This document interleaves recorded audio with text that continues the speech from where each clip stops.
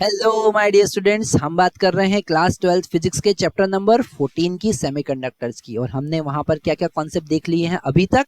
हमने देखा कि सेमीकंडक्टर, इंसुलेटर और कंडक्टर।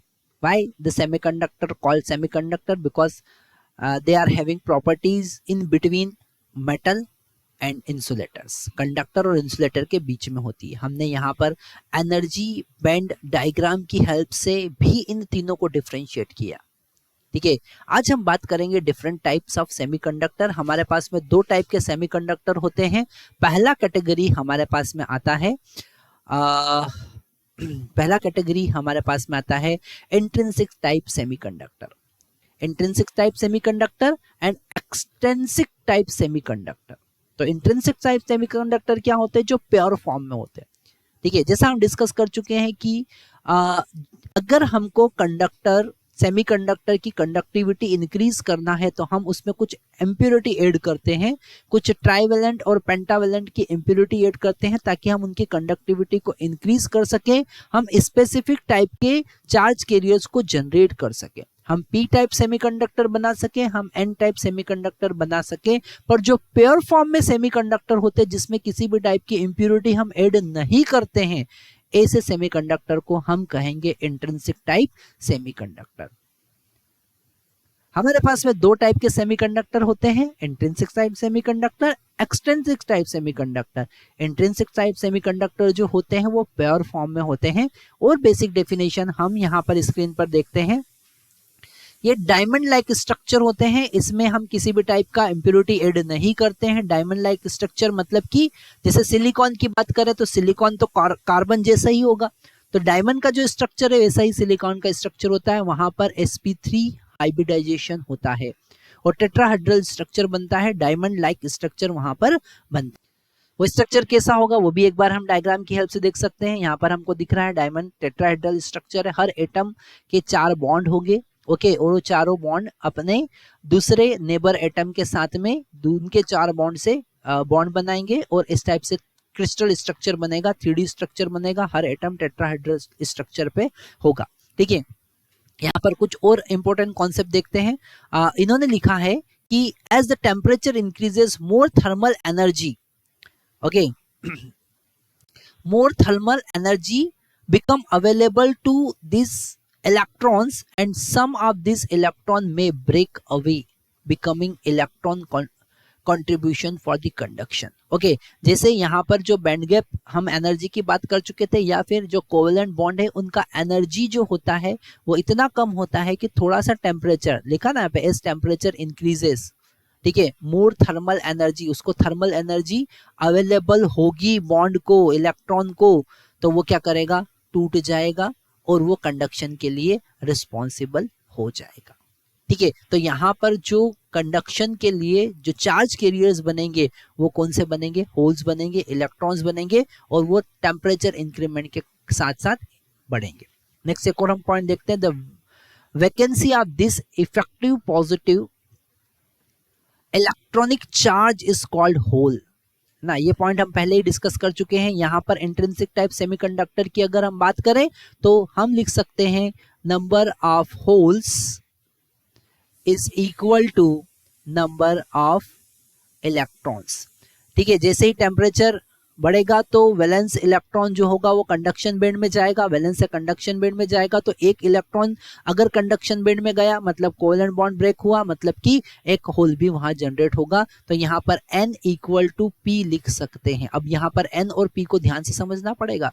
n का मतलब कॉन्सेंट्रेशन, कॉन्सेंट्रेशन ऑफ इलेक्ट्रॉन, मतलब कि electron, free electron present per centimetre cube. हम लिखेंगे इसका मतलब free electrons present per CC, centimetre cube, that is the concentration. ठीक है, same as it is P. What is meaning of P? P का मतलब क्या है? पी का मतलब है concentration of holes, concentration of holes, इसका मतलब क्या है? Number of holes present per CC. ठीक है, number of holes present per CC.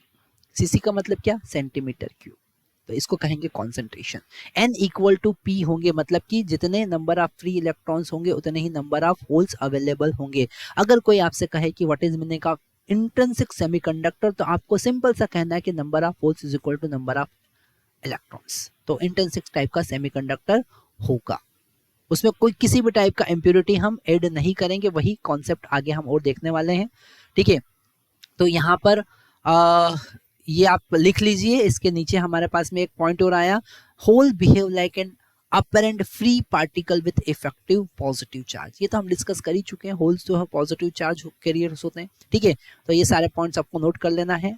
आगे हम बढ़ते हैं, intrinsic semiconductor, the number of free electrons is equal to number of holes. ये सारी बातें हम ये थोड़ा सा रब कर देंगे तो आपको और यहाँ पर क्लियरली दिखने लग जाएगा जो हम समझाने की कोशिश कर रहे हैं, है ना। ये सारे पॉइंट जो हमने लिखवाए हैं ये सारे लिख लेना है आपको, और उसके साथ में ये जो कुछ पॉइंट है ये भी लिख लेना है। यहाँ पर क्लियर लिखा है, in intrinsic semiconductor the number of free electrons is equal to number of holes. Okay, जो हम लिख चुके हैं, N इक्वल टू P होता है, और यहाँ पर N और P का मतलब क्या होता है वो भी आप अच्छे से लिख लीजिएगा। एक एक पॉइंट आपको लिख लेना है, इसी से नोट्स बनेंगे और आप एग्जाम में 100% क्वेश्चन कोई भी आएगा तो अटेम्प्ट कर सकते हैं। यहाँ पर हम जितने भी अभी प्रीवियस ईयर के क्वेश्चंस आए हुए हैं सैंपल पेपर में जो क्वेश्चन है और जो एडिशनल सैंपल पेपर में क्वेश्चन है वो सारे क्वेश्चन भी सॉल्व करेंगे। वैसे तो हम पहले ही सॉल्व कर चुके हैं, पर फिर भी चैप्टर के साथ में वो सारे कॉन्सेप्ट मैं आपको बताऊंगा। आप देखेंगे कि जो सैंपल पेपर में एक क्वेश्चन सेमीकंडक्टर से रिलेटेड है वो हमारे डायोड के सारे कॉन्सेप्ट को क्लियर कर देगा। एक क्वेश्चन केवल आपके सारे कॉन्सेप्ट क्लियर कर देगा। वो क्वेश्चन की भी हम डिस्कशन करेंगे और कैसे वो सारे कॉन्सेप्ट क्लियर करेगा वो भी हम समझेंगे। नेक्स्ट स्लाइड पर आते हैं, इंट्रिंसिक टाइप सेमीकंडक्टर हम देख रहे हैं, और यहाँ पर अगर हम उसका 2D स्ट्रक्चर बनाएं, जैसे हमने यहाँ पर सिलिकॉन या जर्मेनियम की बात की है, ठीक है, अगर हम उसका 2D स्ट्रक्चर बनाएं तो ये उसका 2D स्ट्रक्चर है। क्या है? 2D, 2 dimensional structure. ठीक है, क्योंकि हम वहां पर 3D में अच्छे से नहीं समझ पाएंगे इसलिए 2D में। तो हर एक सिलिकॉन या जर्मेनियम एटम के पास में 4 बॉन्ड है और हर एक बॉन्ड के पास एक इलेक्ट्रॉन है। ठीक है, तो यहाँ पर ये इलेक्ट्रॉन्स है, इनके 4 इलेक्ट्रॉन्स, फ्री इलेक्ट्रॉन्स हमको समझ में आ रहा है। तो ये एक नॉर्मल टेम्परेचर पे, लो टेम्परेचर पे सिलिकॉन या germanium semiconductor, intrinsic type semiconductor का 2D स्ट्रक्चर है जो हमको समझना है। इसको और अच्छे से समझते हैं, कुछ पॉइंट्स हम देखते हैं। यहाँ पर लिखा है 2 dimensional structure represent the silicon or germanium structure showing the covalent bond at the low temperature. All bonds intact. +4 symbol indicate the inner core of silicon and germanium. ठीक है, यहाँ पर ये +4 जो बता रहा है उसकी वैलेंसी बता रहा है कि उसके पास 4 फ्री इलेक्ट्रॉन्स है। ठीक है, और ये जो डॉट डॉट डॉट डॉट आपको दिख रहा है ना, यहाँ पर ये डॉट हमको दिख रहे हैं, ये है उसके कोवैलेंट बॉन्ड और ये है बॉन्डिंग इलेक्ट्रॉन्स। तो इसी तरीके से आपको रिप्रेजेंट करना, अगर इंट्रिंसिक सेमीकंडक्टर आता है तो ये डायग्राम जरूर बनाना है आपको। ठीक है, ये डायग्राम को एक बार अच्छे से नोट कर लीजिए, एक बार आप खुद ड्रॉ करके देखेंगे तो 100% एग्जाम में भूलेंगे नहीं। ये डायग्राम आपको इंट्रिंसिक टाइप सेमीकंडक्टर अगर आता है क्वेश्चन में तो बनाकर आना है। नेक्स्ट हम पार्ट देखते हैं। यहाँ पर अगर कोई बॉन्ड ब्रेक हुआ, अगर ये बॉन्ड यहाँ पर ब्रेक होता है, कोवैलेंट बॉन्ड ब्रेक होता है, तो हमको यहाँ पर क्लियरली समझ में आता है कि इलेक्ट्रॉन अगर फ्री होगा तो यहाँ पर होल जनरेट होगा। इलेक्ट्रॉन फ्री होगा तो ये होल यहाँ पर जनरेट हुआ, एक इलेक्ट्रॉन यहाँ से फ्री हुआ तो यहाँ पर होल जनरेट होगा। वही ये बता रहा है, the model of generation of hole at side 1 and conduction electron due to the thermal energy at a moderate temperature. अगर थोड़ा सा टेम्परेचर बढ़ाया तो बॉन्ड ब्रेक होगा, तो यहाँ पर एक होल जनरेट होगा और एक इलेक्ट्रॉन जनरेट होगा। ओके, ये बॉन्ड ब्रेक होगा, एक होल यहाँ पर जनरेट होगा। अगर यहाँ से इलेक्ट्रॉन कूद के बाहर गया कहीं कंडक्शन के लिए तो यहाँ पर एक होल जनरेट हो जाएगा। अब ये थोड़ा सा नेक्स्ट डायग्राम में हमको ये समझ में आएगा कि होल्स कैसे कंडक्शन के लिए रिस्पॉन्सिबल होगा। थोड़ा सा यहाँ पर देख लेते हैं। यहाँ पर इस डायग्राम में हमको समझ में आ रहा है कि अगर ये इलेक्ट्रॉन यहाँ पर जंप करेगा, साइड 1 से साइड 2 पर अगर यहाँ इलेक्ट्रॉन जंप कर रहा है, ठीक है, सॉरी, अगर ये इलेक्ट्रॉन यहाँ पर साइड 2 से साइड 1 पर जंप कर रहा है, जहां पर पहले होल प्रेजेंट था वहां जा रहा है इलेक्ट्रॉन, तो होल यहां पर जनरेट हो जाएगा। मतलब इलेक्ट्रॉन मूव करेगा तो उसके अपोजिट डायरेक्शन में होल मूव करेगा। Hole is also responsible for the conduction of current. ठीक है, अगर यहां से आप समझ पा रहे हैं, ये डायग्राम फिर से हम देख लेते हैं। यहां से इस साइड 2 इस साइड 2 से कोई इलेक्ट्रॉन अगर जंप करके यहां जा रहा है जहां पहले होल था, दिख रहा है यहां पर होल, साइड 1 पे होल था, इस साइड 2 से ये इलेक्ट्रॉन यहां पर जंप करके गया तो यहां पर होल जनरेट हुआ। तो यहां पर ये कॉन्सेप्ट आपको समझना है कि होल कैसे कंडक्ट करेगा, कैसे मूव करेगा। ठीक है, अगर कहीं का इलेक्ट्रॉन होल की स्पेस लेता है तो जहां इलेक्ट्रॉन प्रेजेंट था वहां पर होल चले जाएगा। तो इस तरीके से होल भी एक पॉजिटिव चार्ज कैरियर की तरह रिस्पॉन्सिबल है कंडक्शन के लिए।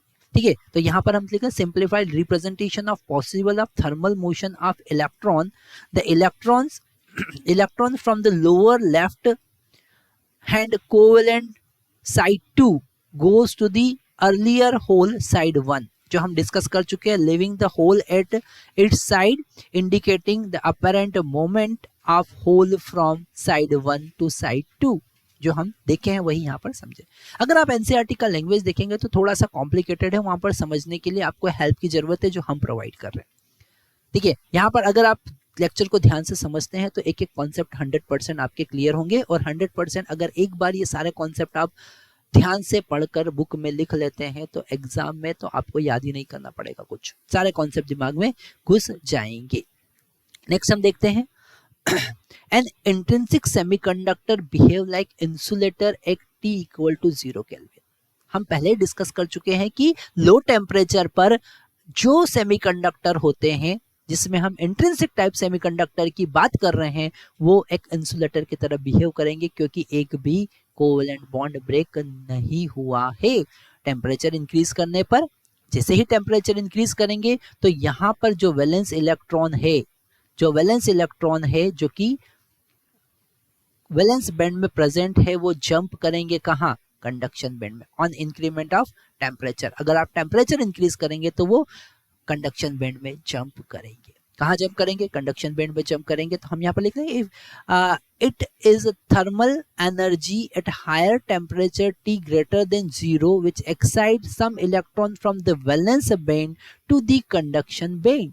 वैलेंस बैंड से कंडक्शन बैंड में वो इलेक्ट्रॉन को एक्साइट करेंगे। नेक्स्ट पॉइंट देखते हैं, the thermally excited electron at T greater than 0 kelvin partially occupy the conduction band. Conduction band को वो ऑक्यूपाई कर लेगा। ठीक है, एक और पॉइंट हम देखते हैं, यहां पर लिखा हुआ है some electron are shown in conduction band, this have come from the valence band leaving equal number of holes. मेरे प्यारे बच्चों, ये कॉन्सेप्ट बहुत इंपॉर्टेंट है जो आपको समझना पड़ेगा कि यहां से इलेक्ट्रॉन जंप किए तो यहां होल्स जनरेट हो जाएंगे। कहां पर, वैलेंस बैंड में। कहां पर जनरेट हो जाएंगे, वैलेंस बैंड। कुछ स्पेस वो छोड़ के गए तो वहां पर क्या जनरेट हो जाएंगे, वैलेंस इलेक्ट्रॉन जनरेट हो जाएंगे। तो हमने यहाँ पर इंट्रिंसिक सेमीकंडक्टर का पूरा कॉन्सेप्ट देखा, पूरा उसको एनर्जी बैंड की हेल्प से समझा। ठीक है, और आगे हम देखते हैं, अगर हम कैरियर कॉन्सेंट्रेशन की बात करें इंट्रिंसिक सेमीकंडक्टर में, तो यहां पर हम लिखेंगे N = P, जो हम डिस्कस कर चुके हैं। N = P जो हम डिस्कस कर चुके हैं, हम बात कर चुके हैं कि नंबर ऑफ होल्स का कॉन्सेंट्रेशन नंबर ऑफ इलेक्ट्रॉन्स के कॉन्सेंट्रेशन के बराबर होगा। N = P होगा, और it is equal to Ni। What is this Ni? It is very very important parameter, that is called intrinsic carrier concentration. क्या कहेंगे, intrinsic carrier concentration, carrier concentration. ठीक है, दोनों इक्वल है और इसको हम कहेंगे intrinsic carrier concentration. Intrinsic carrier concentration and it is the function of temperature. अगर आप Ni² की बात करेंगे तो it is proportional to T³। It is proportional to T³। ये टेम्परेचर का फंक्शन होगा। ठीक है, यहाँ पर ये बहुत इंपॉर्टेंट पॉइंट हमको समझना है कि number of holes number of electrons के बराबर होंगे and this Ni is very important parameter intrinsic carrier concentration. मेरे प्यारे बच्चों यहाँ पर हमने क्या सीखा, हमने सीखा इंट्रिंसिक टाइप सेमीकंडक्टर क्या होते हैं, जो प्योर फॉर्म में होते हैं, उसमें किसी भी टाइप का डोपिंग हम नहीं करते हैं, किसी भी टाइप का इम्प्योरिटी ऐड नहीं करते, ये पॉइंट भी हमको लिख लेना चाहिए यहाँ पर, ठीक है। इंट्रिंसिक टाइप सेमीकंडक्टर जो होते हैं उसमें हम प्योर फॉर्म में जो होते हैं, ठीक है, जो प्योर फॉर्म में होते हैं ऐसे सेमीकंडक्टर को हम कहते हैं intrinsic type semiconductor. No doping, no impurity, impurities added, उसमें कोई इम्प्योरिटी ऐड नहीं करते हैं, नो डोपिंग, कोई डोपिंग नहीं होती है, ठीक है, किसी भी टाइप का इम्प्योरिटी ऐड नहीं करते हैं, प्योर फॉर्म में जो होते हैं ऐसे सेमीकंडक्टर को हम इंट्रिंसिक टाइप सेमीकंडक्टर कहेंगे। ऐसे सेमीकंडक्टर को हम क्या कहेंगे, इंट्रिंसिक टाइप सेमीकंडक्टर कहेंगे, जो प्योर फॉर्म में होते हैं, ठीक है। तो इस लेक्चर में हमने क्या देखा, इस लेक्चर में हमने देखा इंट्रिंसिक टाइप सेमीकंडक्टर क्या होते हैं, उनका स्ट्रक्चर कैसा होता है, उनका एनर्जी बैंड डायग्राम कैसा होता है, कैसे होल्स जनरेट होते हैं, और होल्स जनरेट होते हैं तो वो कहाँ पर प्रेजेंट होते हैं, और होल्स का मोशन कैसे होता है, ये हमने देखा। Thank you very much.